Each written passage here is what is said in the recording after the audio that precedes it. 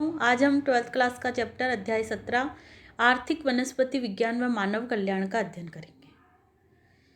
बच्चों, इस लेसन में आपको कुछ भी नहीं, कुछ औषधीय पादपों के नाम दे रखे हैं, वो अपने को पढ़ने हैं और इसमें से 2 नंबर का क्वेश्चन आता है आपके। और इस बार ऑब्जेक्टिव टाइप क्वेश्चन आएंगे, तो इस लेसन में से क्वेश्चन बनेंगे ऑब्जेक्टिव टाइप 2 या 3।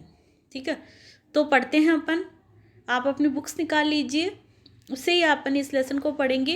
141 लेसन नंबर है इसका, पेपर नंबर, और अध्याय है 17। मानव के जीवित रहने के लिए केवल 3 मूलभूत आवश्यकताएं हैं। ये है भोजन, वस्त्र और आवास।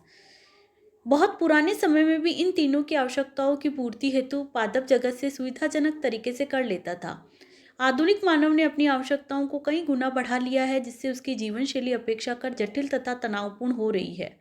वस्तुतः पादप जगत सजीवों का एक विलक्षण जगत है, जो सूर्य को कभी भी न समाप्त होने वाली विकिरण ऊर्जा को कार्बनिक पदार्थों के रूप में संचित करता है। मनुष्य की तीनों आवश्यकताओं की पूर्ति हेतु पादप द्वारा खाद्य पदार्थ, रेशे, काष्ठ तथा कई अन्य पदार्थ प्रचुर मात्रा में तथा कई रूपों में उपलब्ध किए जाते हैं। परिभाषा क्या है? वह पादप जिनमें मनुष्य के लिए उपयोगी पदार्थों की प्राप्ति की जाती है और आर्थिक दृष्टि से उपयोगी पादप माने जाते हैं। ये उपयोगी पादप तथा इनके उत्पादों के अध्ययन को आर्थिक वनस्पति विज्ञान कहते हैं। आर्थिक वनस्पति विज्ञान के अंतर्गत विभिन्न प्रकार के उपयोगी पादपों व उनके उत्पादों को सम्मिलित किया जाता है। ऐसे ही कुछ उत्पाद हैं: अनाज, दालें, फल, सब्जियां, मसाले, खाद्य तेल, औषधियां, रेशे, चाय, कॉफी, रबड़, गोंद, कागज, मंड तथा शर्कराएं, अल्कोहलिक पेय, इमारती व जलाऊ काष्ठ, धूम्रपान, च्यवनी और मादक पदार्थ, चारा, शोभाकारी पादप, सुगंध तेल जिसमें वाष्पशील तेल आते हैं, जैव कीटनाशी आदि। इसकी सूची को देखकर ये अनुमान सहज ही लगाया जा सकता है कि वास्तव में पादप परिवार किसी भी देश का राष्ट्रधन होता है। भारत जैसे देश में, जहाँ की पादप जगत में व्यापक विविधताएं पाई जाती है, ये विषय और महत्वपूर्ण हो जाता है। यही कारण है कि हमारे देश की आर्थिक संपन्नता कृषि आधारित रही है। आर्थिक महत्व के पादपों का वर्गीकरण।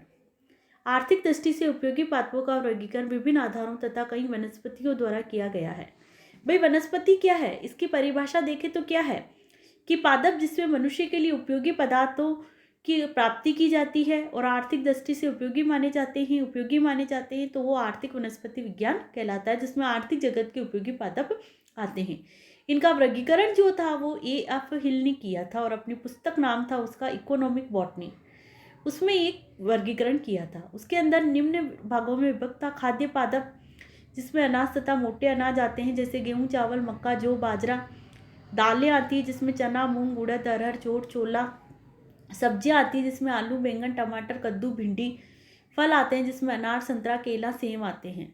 सखाद्य पदार्थों में मसाले तथा गरम मसाले आते हैं, जैसे हल्दी, मिर्च, काली मिर्च और धनिया। वह पदार्थ के अंदर आते हैं चाय, कॉफ़ी और कोक। ठीक है।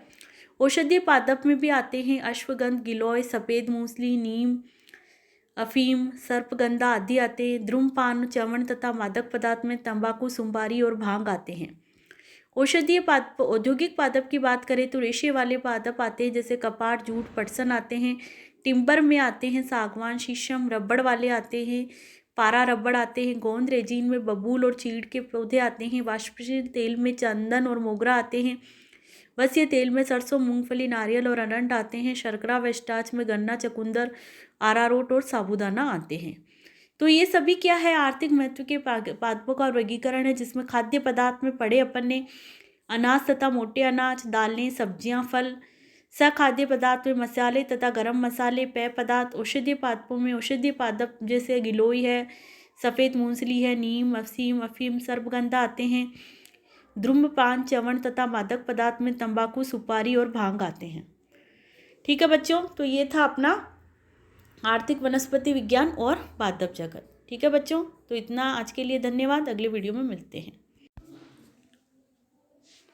वो जो वीडियो बनाया ना यार, इसमें बोल गई।